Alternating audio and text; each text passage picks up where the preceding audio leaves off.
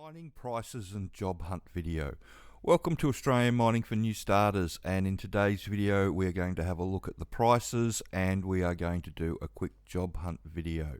But first I just want to have a look at the blog that I wrote last week.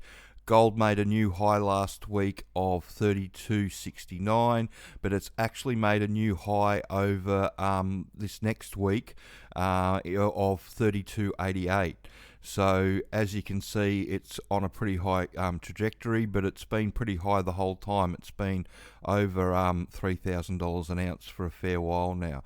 And you can read in the article, and that's the video that I did on prices and a job hunt last week.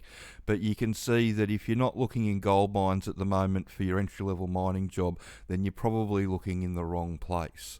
And the reason that I say that is that if you have a look at the coal price, it's down at $113 a tonne, which is up slightly from where it's been. It's been a lot lower than that, and that makes it about $170 a tonne, which still probably makes a lot of places really, really marginal.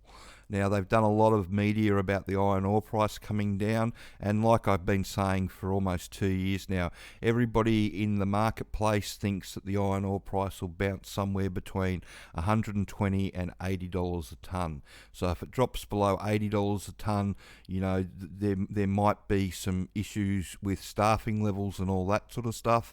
They might not need so many people because they might drop their tonnage back to bolster the price up. But at the moment, the place that's going gangbusters is gold. And the reason gold's going gangbusters is because of the price. And it's at $3,288 an ounce. You know, everybody's making money hand over fist around the country, and everybody's trying to maximise the high price, which means trying to get as much out of the ground as you can in this point in time. And the other thing that's happened as well is it's not only Australian dollars that's made a new high in, it's US dollars. And the interesting thing about this is with the media, the mainstream media, is that nobody's reporting it. It's been, 10 days now that the price has been a record price in US dollars and Australian dollars, and there's nothing. So if they're not even going to report the price high in gold, then how are they going to point you in the right direction of jobs? They're not. And the other thing is copper and nickel. Nickel's come back up a bit. It's still down a lot on where it's been over the last 12 to 18 months. But at $26,000 a tonne, Australian, people aren't losing money, but they're not making money either by that stretch. But copper, if you have a look at copper, it's almost $13,000 a tonne. That's the highest copper price in my 30 years of mining that I've been involved in. This is the highest the copper price has ever been that I've seen. So that's another area, and a lot of mines, they run with gold, run with copper, or copper mines have gold that runs with the copper as well. So yeah, there's a lot of mines around, especially in the middle of New South Wales and up in the north of Queensland, that are big copper mines that are all looking for people at the moment. If we come over to Seek and we type underground in, you'll see all the jobs come up. And these are all the jobs that we think you should be applying for. We actually put all the jobs that we think you should be applying for on our mining jobs to apply for page, so you can go straight there and link them. But it's best to have a look at them every day. This is any time, but you'll see there's jobs all over the country. Whenever it says experienced nipper, what that means is that they're trying to find somebody with 6 to 12 months nippering experience, but with the amount of jobs that's around for service crew work and work above nipper, that anybody with 6 to 12 months nippering experience doesn't want to be a nipper anymore. They want to be they want to be on service crew or pace crew or whatever pays more than the nipper pays. So I tell people to apply for these jobs that ask for experience even once you've done the training, and a lot of people pick up jobs out of them because there's just not a lot of people looking for those type of roles. And it's the same thing with the truck driving roles. Anything that asks for experience once you've done the training, you should be applying for. So if we also have a look at the surface jobs, you'll see that there's a few around. But a lot of them, they're looking for experienced people. With the surface, when they ask for experience, they really are looking for experience because they've got the choice. because a lot of experienced people got put out of jobs when everything went driverless. So now the employers really do have a whole heap of experienced surface truck drivers that they can call on. So much so that the price is going down for what those guys get at the moment, unfortunately. It's just a supply and demand thing, and the more coal mines that become marginal and get mothballed, and the more the big lithium mines, some of them have shut down. A lot of them were open cut, the ones that have shut down. So there's a lot of experienced truck drivers looking for work at the moment.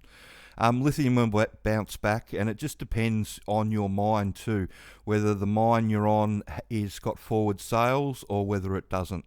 If it's one of the mines that's got forward sales, then you should be pretty much right, because that guarantees your cash flow going forward. If you're unfortunate enough to be on one of the mines that hasn't forward sold their products or their metal or whatever they're mining, then you're at the whims of the market. And when the prices are good, you end up making a lot of money. But by the same token, if things go bad like they've gone with nickel and lithium, there's a number of mines that didn't have any forward sales that were just mothballed straight away.